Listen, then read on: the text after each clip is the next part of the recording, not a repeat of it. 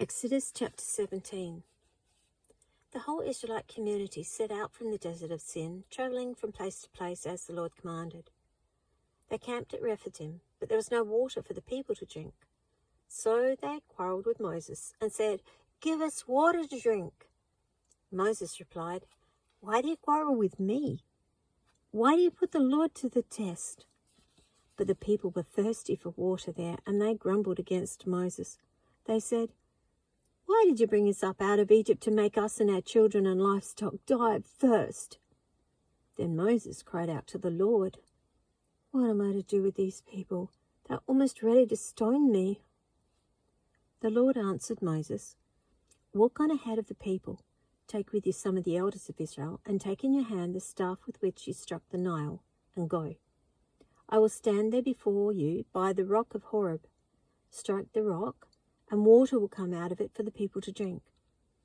So Moses did this in the sight of the elders of Israel, and he called the place Massah and Meribah, because the Israelites quarrelled and because they tested the Lord, saying, "Is the Lord among us or not?"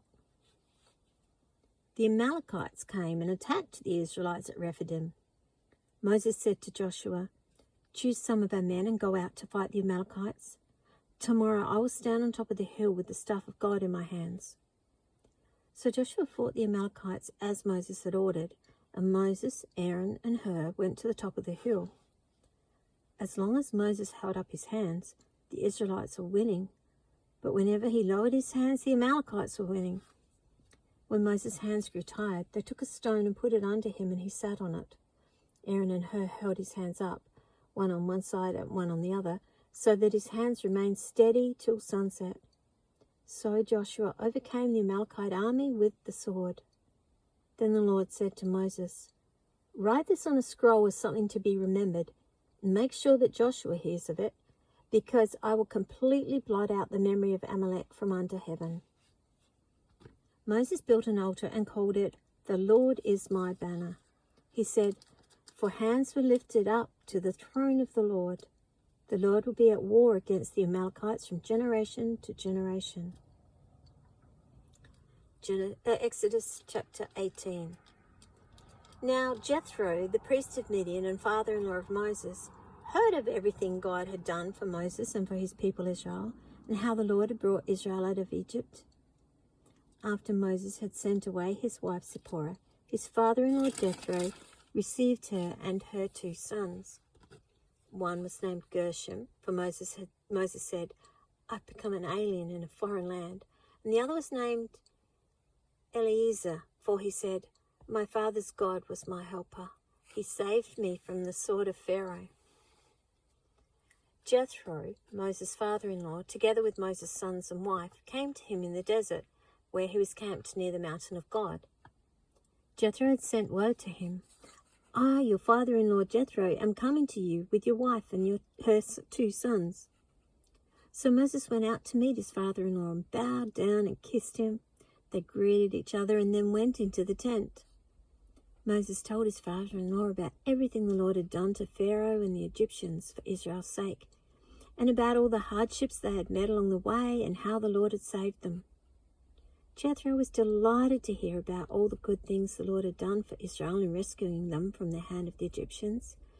He said, "Praise be to the Lord, who rescued you from the hand of the Egyptians and of Pharaoh, and who rescued the people from the hand of the Egyptians. Now I know that the Lord is greater than all other gods, for he did this to those who had treated Israel arrogantly." Then Jethro, Moses' father-in-law, brought a burnt offering and other sacrifices to God, and Aaron came with all the elders of Israel to eat bread with Moses' father-in-law in the presence of God. The next day, Moses took his seat to serve as judge for the people, and they stood around him from morning till evening.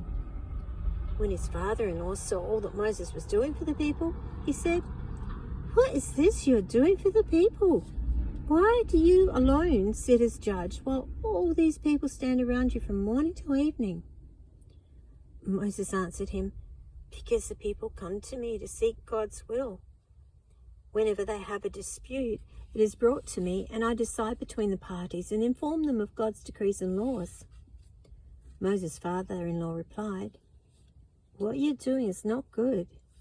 You and these people who come to you will only wear yourselves out. The work is too heavy for you. You cannot handle it alone. Listen now to me, and I'll give you some advice. And may God be with you. You must be the people's representative before God and bring their disputes to him. Teach them the decrees and laws and show them the way to live and the duties they are to perform. But select capable men from all the people, men who fear God, trustworthy men who hate dishonest gain, and appoint them as officials over thousands, hundreds, fifties, and tens. Have them serve as judges for the people at all times, but have them bring every difficult case to you. The simple cases they can decide themselves. That will make your load lighter because they will share it with you. If you do this, and God so commands, you'll be able to stand the strain, and all these people will go home satisfied." Moses listened to his father-in-law and did everything he said. He chose capable men from all Israel and made them leaders of the people, officials over thousands, hundreds, fifties, and tens. They served as judges for the people at all times. The difficult cases they brought to Moses, but the simple ones they decided themselves. Then Moses sent his father-in-law on his way, and Jethro returned to his own country.